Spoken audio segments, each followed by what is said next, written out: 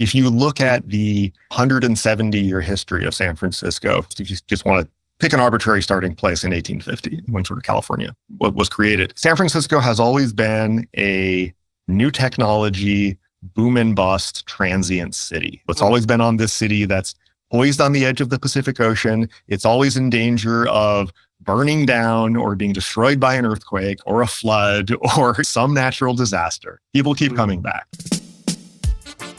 Hi, everyone, and welcome back to the podcast. Today, I'm going to be discussing a range of tech issues, particularly tech regulation issues in the US, Amazon, TikTok, censorship. And to do that, I am joined by Shane Gling. He's an adjunct professor at UC Law, San Francisco, and an advisor to several advanced tech startups. Prior to working with tech startups, Shane was a product counselor at Google, where his responsibilities involved providing legal oversight for a range of telecommunication products. Shane is also a director of the Caribbean Progress Studies Institute. So, let's dive in.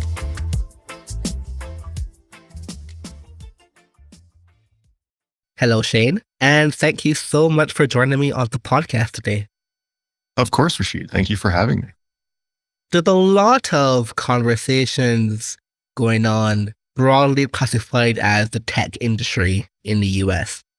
And many of them are actually a bit confusing to me because from an economic point of view, the questions seem to be quite, how they say, curious, to put it very mildly.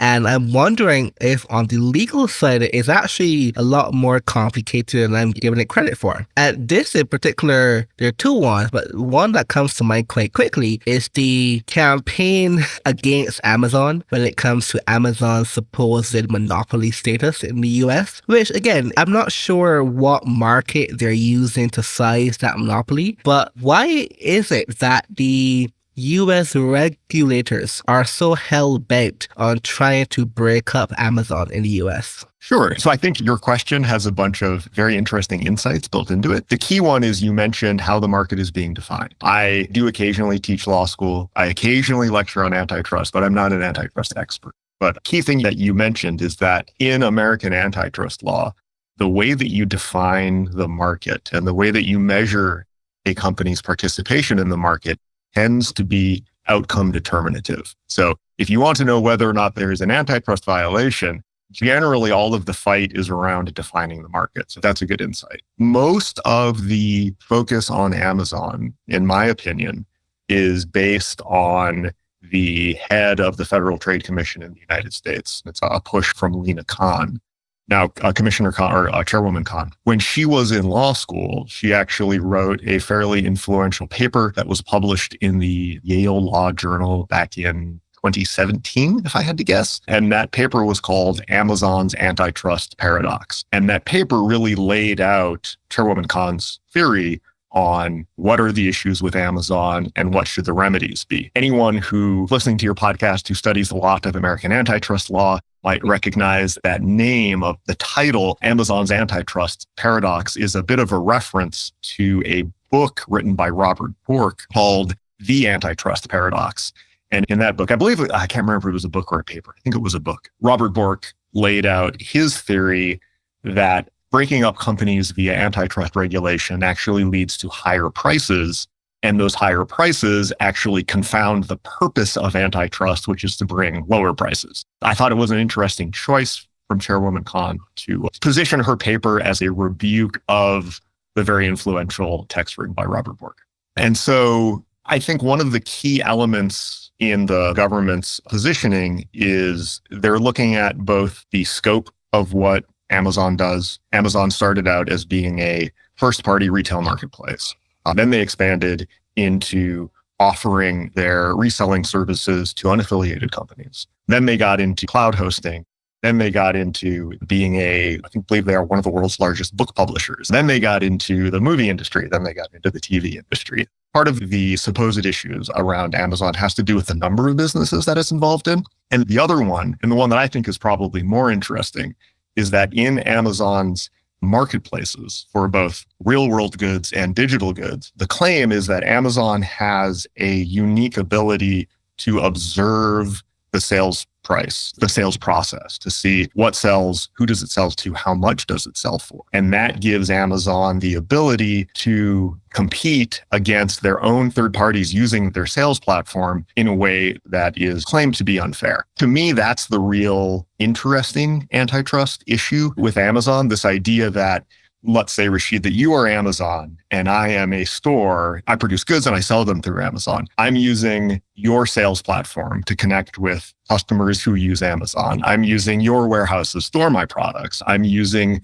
your delivery network to deliver those products. You as Amazon, you get to set a lot of my costs because you're determining what cut do you take for the ability to participate in the marketplace? You determine storage costs in the warehouse. You determine shipping and delivery costs.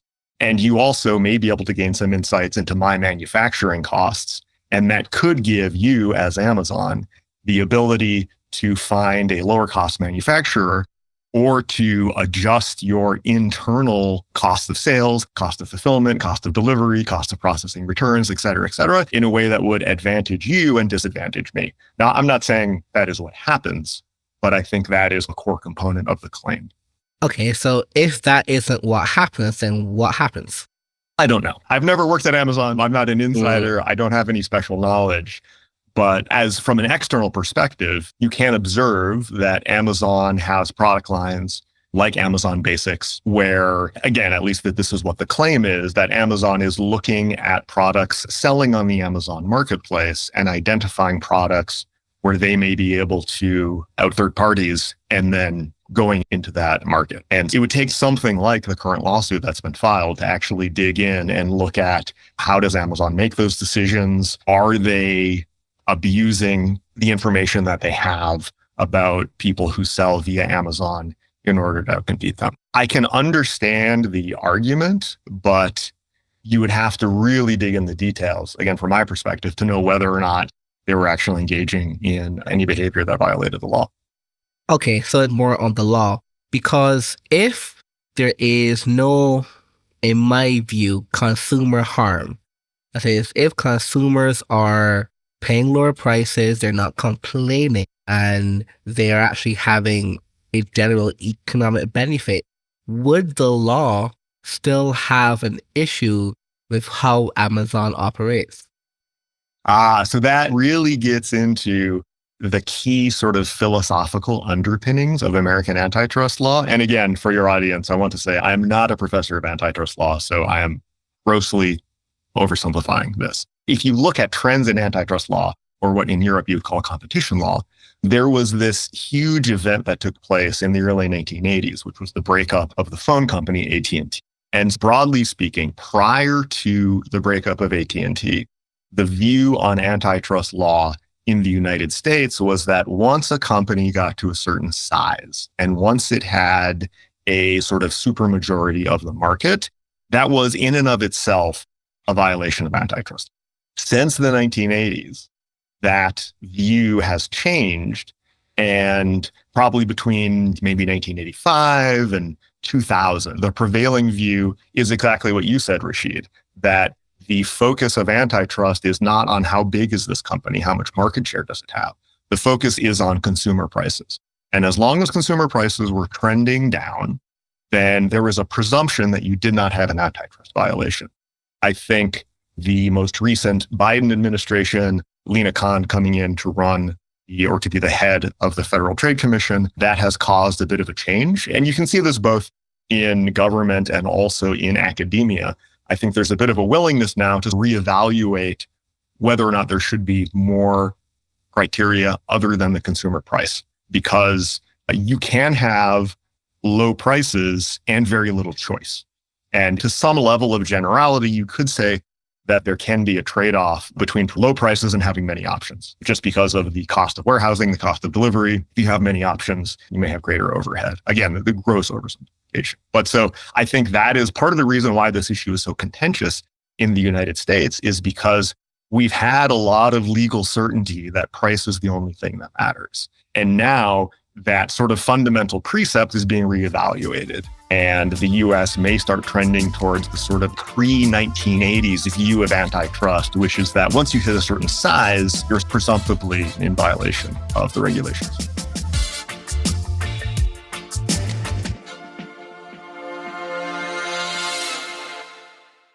I remember seeing a chart, pretty sure you had sent it to me at some point, about the breakup and subsequent reunification of the AT&T over the last couple of decades. And you see things like that, it really asks the question, like, all this effort, is it for naught, even if they go through with their plans? Yes. And for the benefit of your listeners, that was a chart created by the website The Verge, and it's called Look at This Chart. There's an expletive in there that I won't repeat.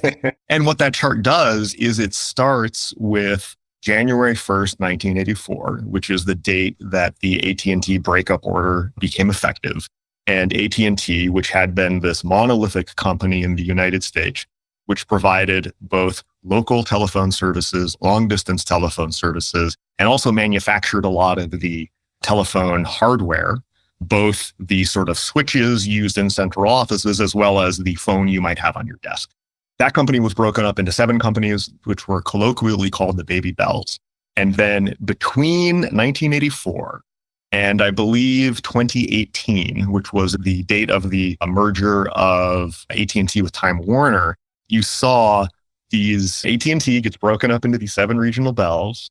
You also get added into that mix cell phone companies, which were brand new, internet service providers, digital online entertainment companies. And then gradually over the period of about 40 years, they all end up recombining, or 35 years. And as in 2018, when the AT&T Time Warner merger took place, that combined entity in 2018 was actually larger in terms of the scope and scale of services offered than AT&T was back in 1982. Now, obviously, the percentage of the marketplace had changed because we had all these new telephony and communication services.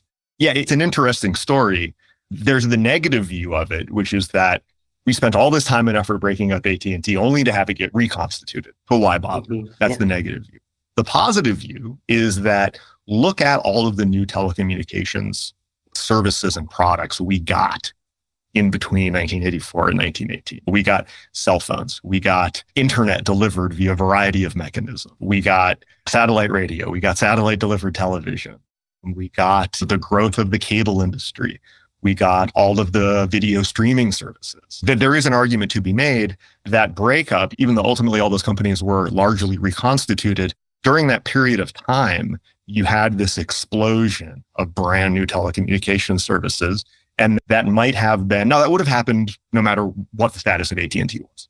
Perhaps the breakup of AT&T created enough competition and created enough opportunity for these services to be adopted and to spread faster than they would have otherwise if everyone had to wait for a Bell Labs manufactured cell phone or a Bell Labs manufactured DSL modem to access the internet. Has there been any very rigorous work in this legal tech econ intersection that tries to do a counterfactual about that at that point? Like, what if this didn't happen, the AT&T didn't break up? Did that actually lead to some kind of burst of innovation or burst of space opening for innovation in that kind of market? There has been, and perhaps I can track down some references and we can link those kind of in the notes attached to this podcast. Again, in my sort of non-professional, non-expert view on this, it's hard to tease that out, partially just because you can't run the experiment. You can't set up another United States and not have AT&T broken up. So that's very difficult. And to me, the other problem is that there's a huge source of bias where some of the academic papers I've read where they try to tease out the counterfactual, the person writing it is coming from a certain point of view. And so they're largely perhaps trying to generate a model that reinforces their prevailing view on antitrust generally, rather than taking a real unbiased approach to it. That's something that is difficult across all of academia. Like, I don't want to be viewed as pointing out these particular authors. Everyone comes to research with a set of preconceptions, and it's very difficult to not have those influence your outcome. Moving on a bit to some recent tech industry court, or not court, for tech industry trial drama. So there's a lot of these, I'm not sure what the correct term is, Senate hearings of the tech CEOs in the US. And it seems like often for the very much more media-friendly ones, Microsoft seems to be missing from them. Either seen or heard that much on Twitter or any kind of news about the Microsoft part of this tech industry supposed regulatory onslaught. Am I seeing this? Is Microsoft actually not missing? And if they are missing from these hearings, why is there not getting as much pressure as, let's say, Facebook or TikTok or Google? I think you are accurate that both in fact and in reporting, Microsoft has been largely absent. Not entirely, but largely. And my opinion is that the reason why is that these latest round of hearings are really focused on social media. And the major issues, which are in direct contradiction with each other, one issue that congressional hearings have occurred on or taken place on has to do with allegations of censoring and preventing people from speaking on social media platforms. And then there's been another set of hearings that have to do with members of Congress being very upset about the social media platforms allowing people to speak too much, which to me, that sort of perfectly encapsulates all of the issues around free speech, which is that a company sets a policy, and then there's one group of people who'll be upset that policy restricts speech that they don't want restricted. And another group of people will be very upset that policy allows speech that they don't want to be allowed. Then the companies are stuck in the middle. But to directly answer your point, because the focus has been on social media and because the focus has been on policies of either allowing or restricting speech on social media platforms, the major players have been the executives of large social media platforms. It's been companies like Meta with Facebook. It's been companies like Google, primarily because of YouTube. It's been companies, services like TikTok with ByteDance. And you have X and Twitter. You've got Snap. You have Discord. You have companies like that. Microsoft is not as much of a player in the social media space, with a giant asterisk. And that asterisk is their ownership of LinkedIn. And I think even though LinkedIn is enormous and is used by many people all around the world, because LinkedIn is more business focused and always has been, I think it has been less of a place where controversial political opinions have been disseminated. And therefore it's been drawn less ire from members of Congress in the United States. And that's why you don't see Microsoft executives as prominently featured as much as you would the CEO of Meta or the CEO of Google or a company like that.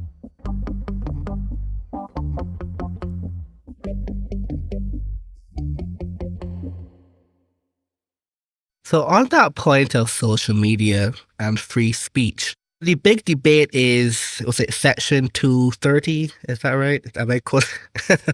The big debate is that. And again, for me, from sitting on my point of view, it's a very difficult debate to follow. Because on one side, of course, they're saying that the tech companies like Meta for Facebook or Instagram, Google or Alphabet or YouTube, they should have more liability when it comes to monitoring the content placed on the platform. Now, intrinsically, that doesn't seem to me like a super technical problem. But of course, it's a very hard operational problem, I'm sure. Well, of course, on the other side, why even go about it that way where it doesn't seem like it is a justified measure to actually get users, independent users, to be essentially nicer to people online? I'm not sure why the question about online liability has become so central to the free speech conversation in the US. Great question. So for anyone who's interested in this law and its impacts generally, there's a professor named Jeff Kosef, who's at the US Naval Academy. And he wrote a book called The 26 Words That Changed the Internet. I think it is probably one of the best books written both on that law and its implications generally. Professor Kosef, I think, is fairly down the middle. He does not have an obvious pro or anti-tech bias. And so I would encourage everyone to go read that book. It's considered the authoritative text on how we got here with that law. The issue of who bears liability is a very interesting one. And as you said, Rashid, broadly speaking, you can have the liability be on the person who says the thing, or you can have the liability be on the platform where the thing is said. And that place, that can be a website, that could be a social media property, it could be an app, but it could also be the law in the United States in this area was really developed around things like newspapers and television and radio. Where things got interesting in the context of newspapers was obviously if a newspaper pays a reporter to write a story and that story contains factual mistakes in it, liability is on the newspaper. But then what if you have an ad placed in a newspaper and the newspaper doesn't necessarily know if the contents of the ad are violative of some law? Or what if you have a op-ed piece written by someone else in the newspaper and the newspaper publishes it? That's where this liability gets interesting. But I think to your point, the reason why we got CDA 230 initially and why American law put the liability on the speaker and not on the website or the service was because the internet back in the mid-90s was very small. There was in the United States already a developing split amongst courts about where this liability should lie. Where you had one court saying it's on the speaker, the person who wrote the thing, and another court saying that no, it's on the actual platform. And there was a view in Congress of a desire for uniformity and also a desire to not have the internet be crushed by these lawsuits, which seems quaint these days, where today these are the biggest companies in the world. But back in the 90s, we weren't sure if the internet was even going to exist. That's how it got created. And so really, from a policy perspective, you have to decide, where do you want the liability to lie? And a huge component of that, as you mentioned, is how do you actually do that? Like, how do you operationalize it? Which is when you really dig into the scale that internet service providers, not internet service providers, but social media websites and social media apps operate on, it's very difficult. There was a joke floating around Silicon Valley that in order to hand review English language social media content, you would basically need to hire half of the English speaking people in the world to review the content being generated by the other half of the English language speaking world. That's probably not a good economic use of human capital there. So on the operational side, it's tremendously difficult because you need some combination of automated monitoring for whatever set of regulations you have. You're going to have some combination of automated monitoring and human review.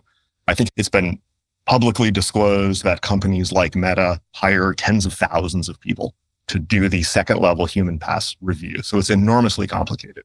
And if you put the bulk of the liability on the social media companies, what you will see is, if you can imagine a giant free speech lever, if you put more liability on the companies, they're just going to turn that lever to a more restrictive position.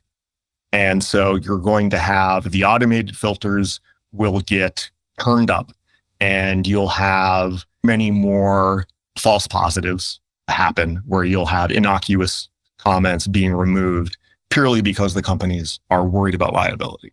Again, in my view, as you put more liability on the companies, you're going to see more and more speech get restricted purely because the risk management people at the companies don't want to have to pay out enormous quantities of money for violating these laws. So really, I view it as there are two dials. There's a liability dial and there's a free speech dial. And one dial directly impacts the other one. And as a society, countries need to decide for themselves where they want that liability dial to be, understanding that the more liability you put on the companies, the less kinds of speech you're going to have on these properties. And at the margin, you're going to have more and more speech restricted. Now, I'm sorry, that's a bit of a long-winded answer, but that's my kind of summary view, having thought about this for 10 or 15 years. And that's why, to me, it's so complicated, because it seems that the US political system is trying to inadvertently push the US to more Chinese-style internet, which for at least a decade has been mocked mercilessly by the US political system. And now they're trying to essentially copy it, which is only the deepest ironies you have. But at the same time, this seems to tap back to the monopoly question. If you have such strong liability rules, it seems almost impossible to have newcomers to the game of social media, because they wouldn't be able to handle the compliance and legal fees and potential liability constraints and so on. So it kind of locks in who already do a big enough scale to manage the burden that restricts even further the possibility of more speech in the future.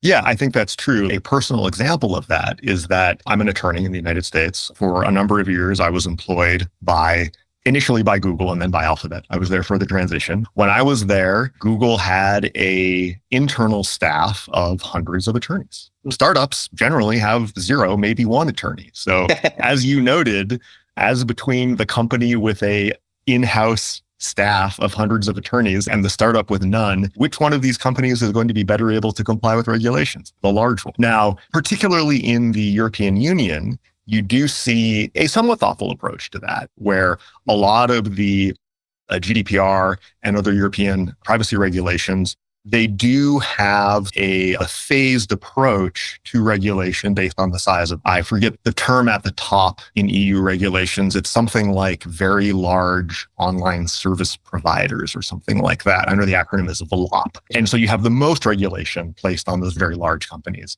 And then as the size of the companies shrinks, both based on, market capitalization, number of users, et cetera, there is less regulation.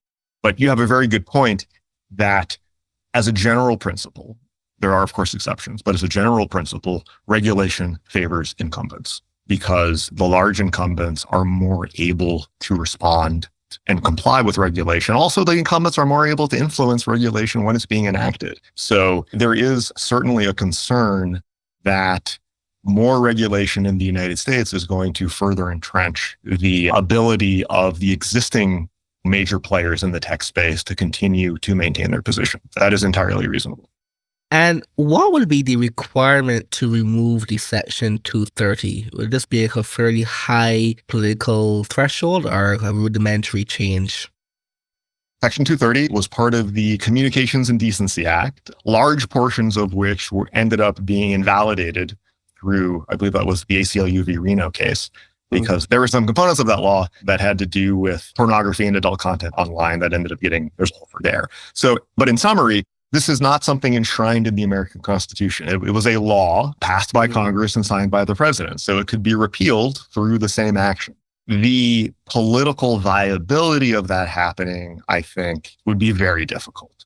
We have seen several attempts, some successful, to modify CDA 230. The most recent one had to do with solicitations of prostitution, especially involving underage people. And that did go through. And so there are certain kinds of content and certain kinds of social media providers where the general protections of CDA 230 are in fact removed under certain conditions. So that's been the way that the regulation has been modified over time. I don't think there is a political appetite for a wholesale repeal of CDA 230, but I would definitely expect to see the sort of scope of CDA 230 continue attempts to chimp away at it around the edges for certain types of content. We've already seen this around things like sexual exploitation, human trafficking. There's a set of things that you always see come up over and over again. And it tends to be things like terrorism, things like drugs, things like exploiting minors. And those tend to be the kinds of issues that do get passed through Congress and do get signed by the president. Just to summarize, I would not expect a wholesale repeal, but I would expect continued attempts to carve out certain areas of content for not being subject to CDA 230. And that's going to continue. Could this also be adjusted via, for example, Supreme Court hearings? It could, certainly could. That is a possibility. I don't know how likely that would be, but there is on the current United States Supreme Court, there's definitely a majority of justices who share a certain view of the law, and it might be possible to have the scope of CDA 230 adjusted through Supreme Court action as well. It is interesting that most of actually, that's not true. I was going to say that most of the action is not at the Supreme Court, except for in the last year where all of the action has been at the Supreme Court. Just in the most recent Supreme Court, a sort of year, I think not in the current term of oral arguments, but in the previous term, there were several cases that involved the application of things like anti-terrorism statutes, the material support of terrorist statutes attempted to be applied to services like YouTube. Now, those cases were unsuccessful. I believe those cases were 9-0. But yeah, the possibility certainly is there.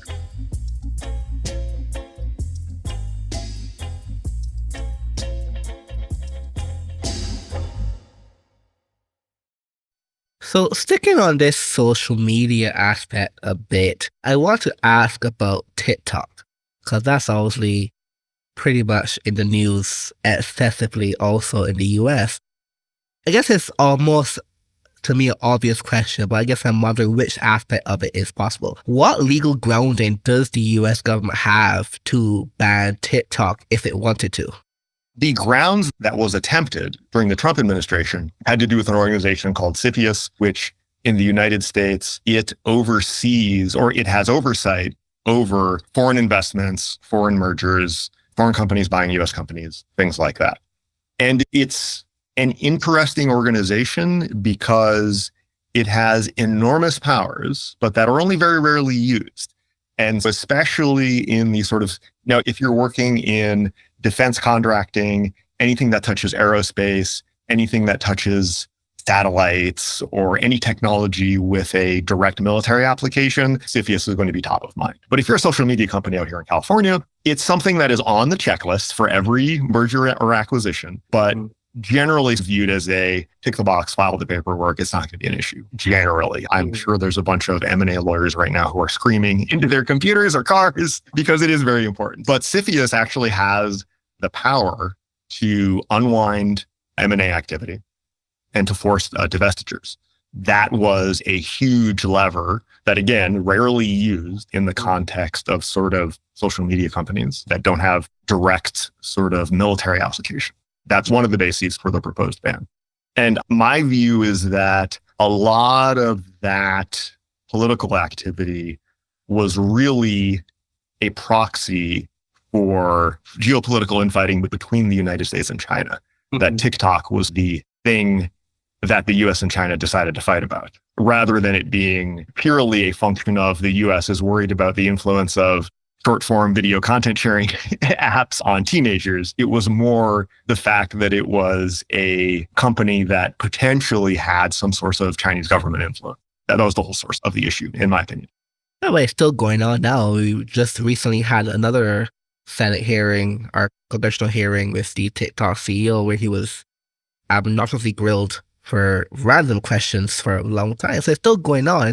Has it elevated to a actual legal conversation, or it's still pretty much a geopolitical struggle? Again, during the Trump administration, there was actual significant government efforts to force a divestiture. And I think there was talk of the assets getting split up. I know Oracle was in the conversation at one point, and so was Microsoft.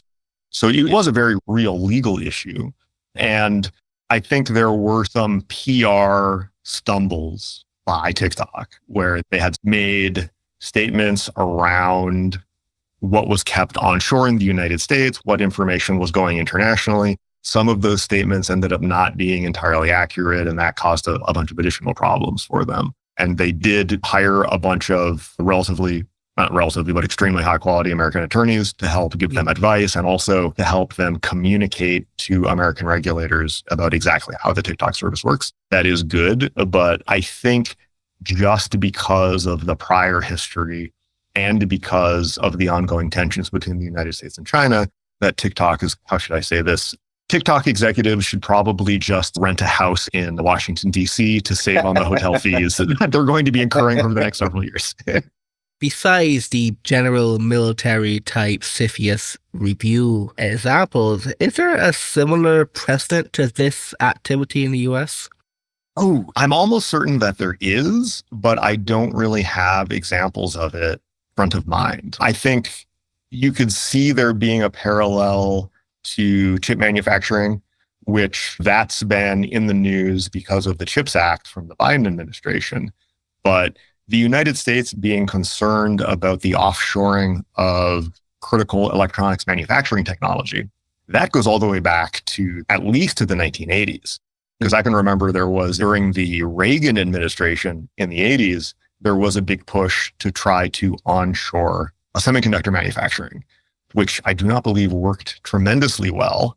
And back then, the concern, I believe, was chip manufacturing leaving the United States and going to Japan. I could have that wrong, but I think it was Japan. And that was more of a economic issue, more of a pure economic issue. These days, again, it's geopolitics because most of the best, most advanced semiconductors are being designed and or manufactured in Taiwan, which is obviously a sort of geopolitically fraught location. I remember this. Grindr was, I think, CFIUS forced the Chinese owner to sell it because it was, I think, originally American owned, then a Chinese company bought it, but then CFIUS forced the sale of Grindr, I think, back to another US company. That is correct. And again, I don't know what the actual concern there was, but I have read some analyses by some people in the national security world. Some of the concerns they were thinking about was, I don't know if you're familiar with the GAO, the General Accounting Office hack. Oh, yeah. So there's an organization in the United States that is responsible for keeping the employment records and the pay records of everyone employed by the federal government. And there was a hack that involved a large number of those records. I had read some speculation that if you take the information from the GAO hack about every person who's employed by the federal government, and then you take all of the members of Grindr, you can then, everybody who works for the federal government, you have a large database of people who have perhaps self-identified as being gay. And then you can use social media to cross-reference those and find out perhaps, is there anybody who is on Grindr who does not present themselves to the public as being gay? And then you have a vector for espionage because you potentially have some information that you could use to influence people. You could say, hey, if you don't help, if you don't give us your government secrets, we're going to reveal this information about you. Again, I have no idea about the veracity of that, but that is something that people in the American national security sphere were concerned about. There was also in the GAO hack, there was a whole concern that if you looked at people's job title and how much they get paid, if someone had a relatively low-level job title, and they were getting paid disproportionately more than their job title suggested, and they work overseas, that's probably someone you want to focus on because that person, they may be an undercover agent. Interesting. Okay.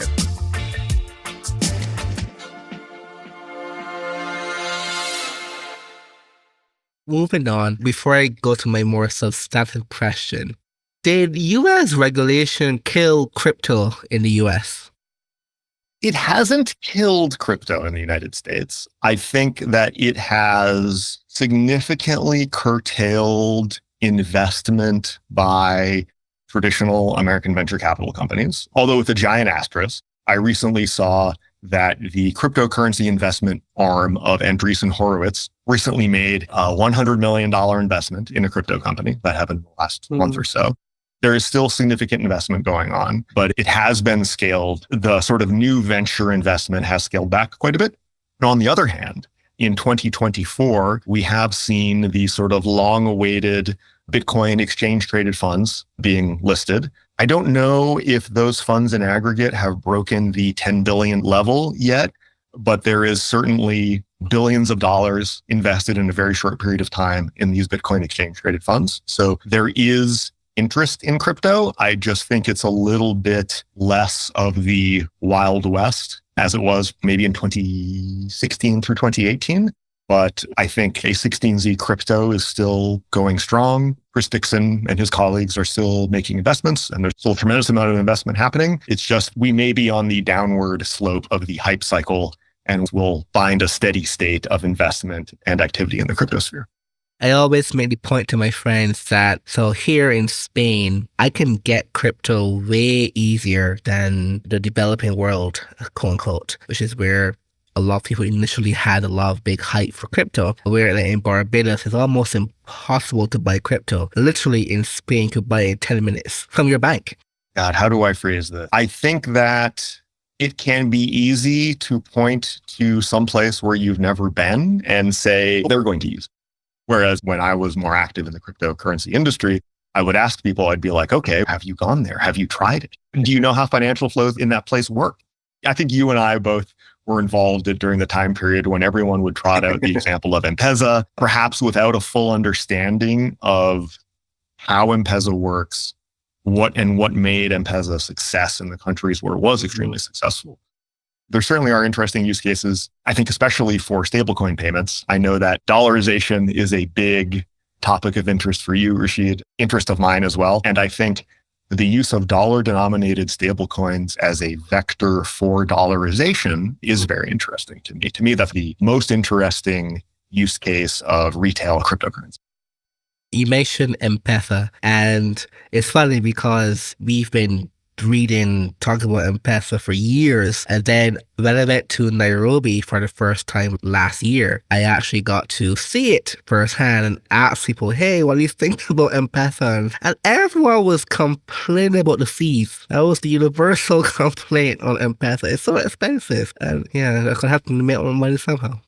It also can be relatively, okay, I'm going to levy a criticism against Empha's user interface, but I'll caveat it after that, because it is quite clunky if you're used to a modern smartphone-based environment. Or if you live in a city where you can walk to a branch of your bank, you look at Empha and think, oh, my account is tied to my cell phone carrier. And so you effectively have to have different SIM cards with different bank accounts for different carriers, because when you want to send someone money, you don't know what cell phone carrier they're using. And if you look at where Empha took off and you look at the alternatives, you understand why Empha was such an enormous improvement at the time. And those conditions don't exist universally. To me, you have to look at the success of a product in the context of where it was or where it is and why it's successful. And Empha was absolutely revolutionary when it came out and has had tremendous positive impact by giving people who didn't have access to banking. And that was wonderful. But I think that there was a view that, oh, we can just copy and paste Empha exactly and it will work in other parts of the world. That's not necessarily true. If you look at the experimentation with Empha in South Africa, you have different conditions, you have different levels of access to banking, and it was not as instantly successful in South Africa as it was in other countries for those reasons. So I'm going to go to my next question. There's a lot of interest from emerging markets, especially small countries, to kickstart what they call the tech industry revolution in their own countries. And by that, they mean many various things that I probably wouldn't call tech myself, but that would be the case. It seems difficult, actually, to picture a world where these things could actually happen, where a small country, even a small but wealthy country like Singapore, for example, has no material tech industry to think of, either software or not. And for poorer countries like Bahamas or Botswana, Ecuador, El Salvador, are trying to get that tech industry idea going there domestically. I don't know how they can compete. And I'm wondering if in some way, if any kind of regulatory competition could potentially benefit them. And I'm thinking here about Ireland, where they did have some regulatory benefits they gave to international multinational companies. And I just came back from Dublin, and you actually see the companies are there.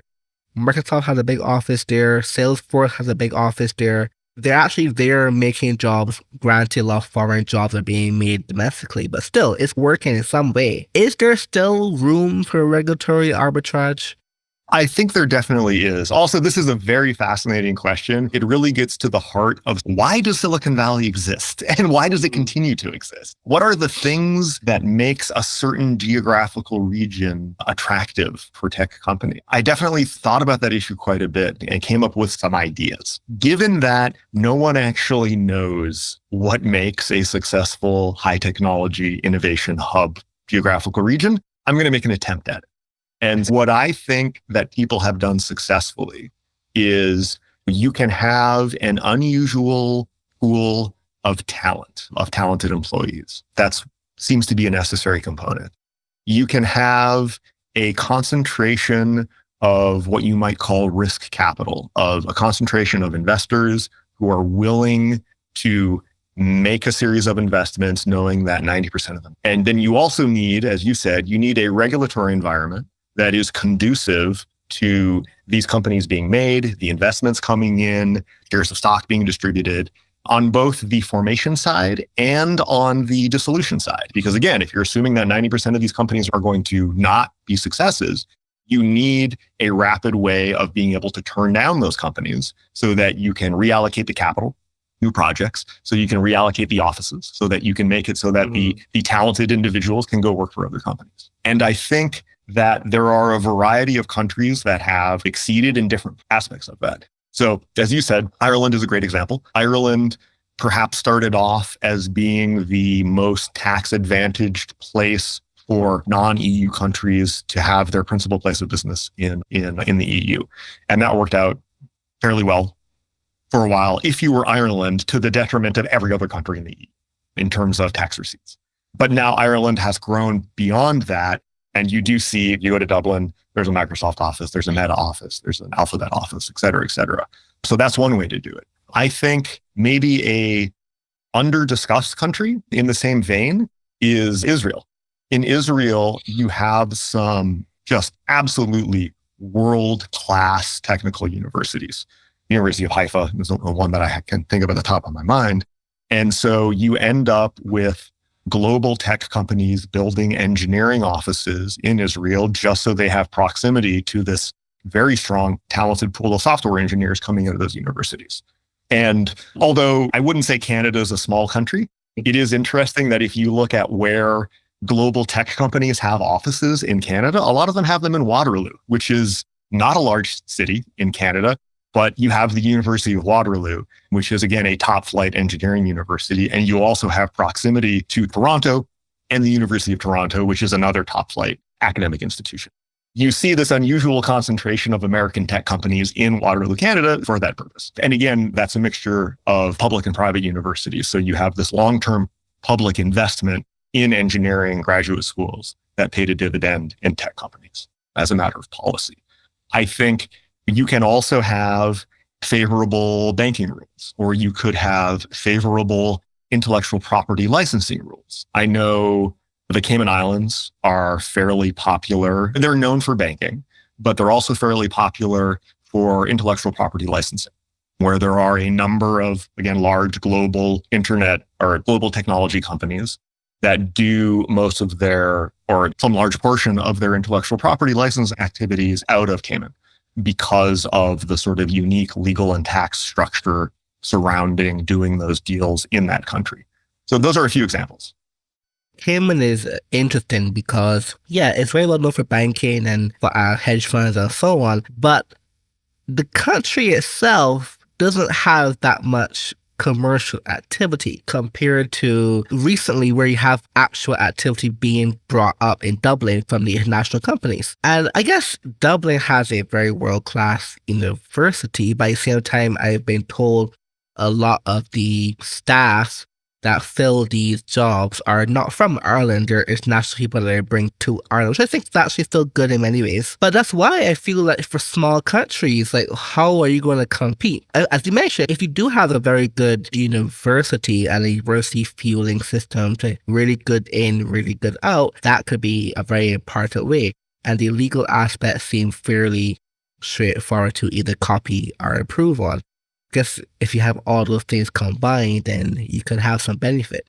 Yeah. And I think that, again, I don't want to generate too much ire amongst my colleagues in the venture capital and M&A world. You could, in a country like Cayman, you could change some of the local representative, local nominee rules to require more of a physical presence. That is a thing that if a country wanted to have more people in offices working for foreign companies in your country, that could be one way to do it. I think the EU regulations in this area are fairly complex, but I think that is one of the drivers of American tech companies actually having a physical presence either in Ireland or in the Netherlands. Because when a US company offers services into the EU, you have to pick, even though you have harmonized regulation in the EU, American foreign companies need to select a jurisdiction where they are subject to the law. And part of that involves having an office, having a physical presence. And that's another one of the drivers why you see, there are a variety of reasons why the Netherlands and why Ireland are the sort of countries of choice for foreign countries that want to have a physical presence. And that is a driver of why those offices are there as well.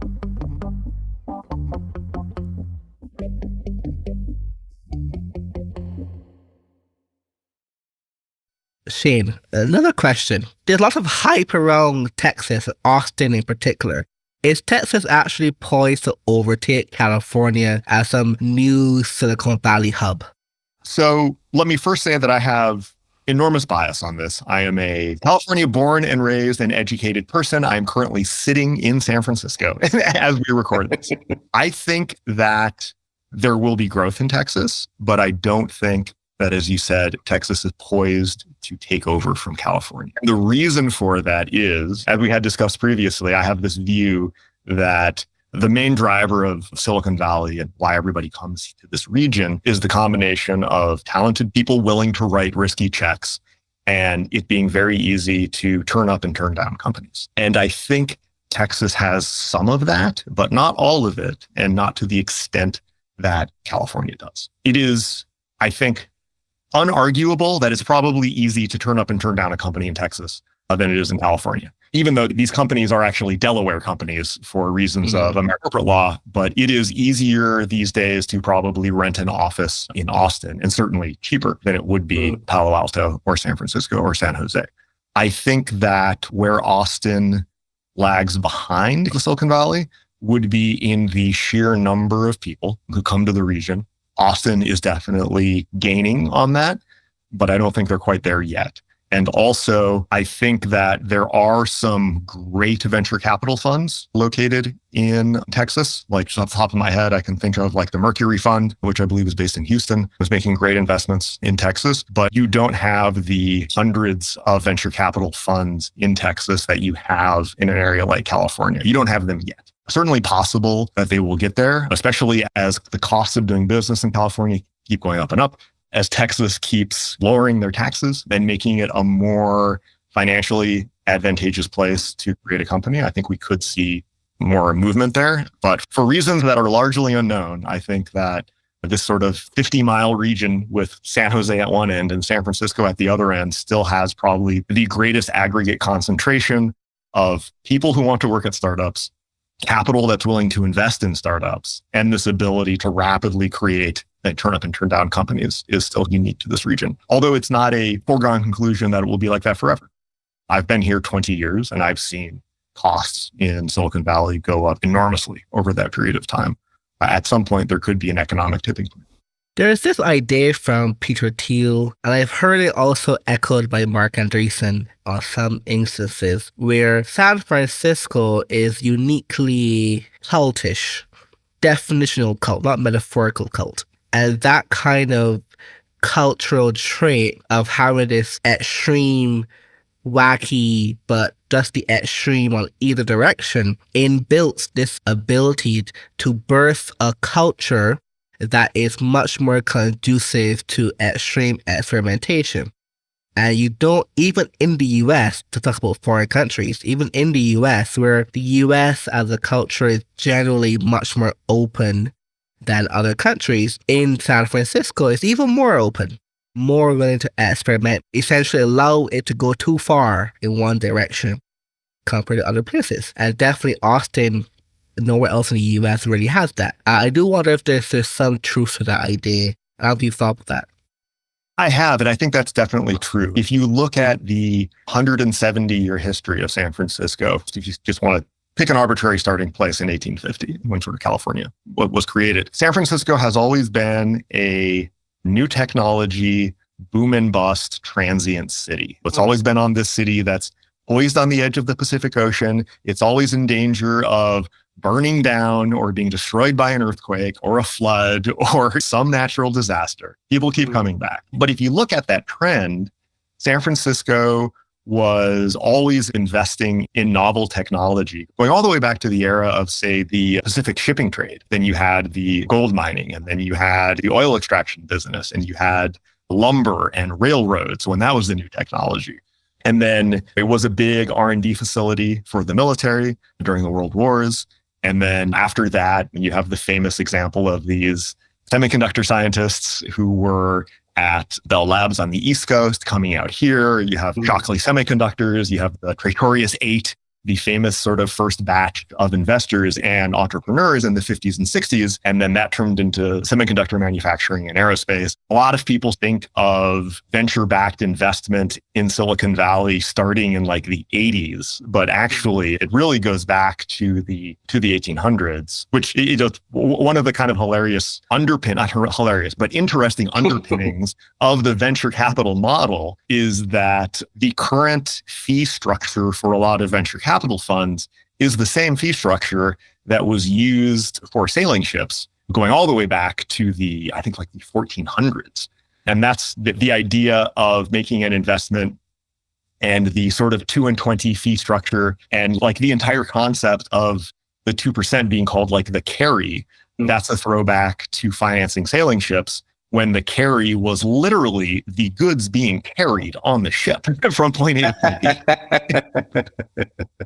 So yeah, the Bay Area has a very long tradition of oddballs and misfits from all over the world coming here to start some venture that is either going to work tremendously or just explode in flames. And they're always being a financier, fully aware of the risks and willing to say, yes, I will give you money to go pursue your wild dream. That's very much baked into the environment. That's a very interesting point, actually. Shane, thank you so much for coming on the podcast today. This has been a very fun conversation. Well, thank you very much. I really appreciate it. And it's always a pleasure to talk with you. And I hope this was useful.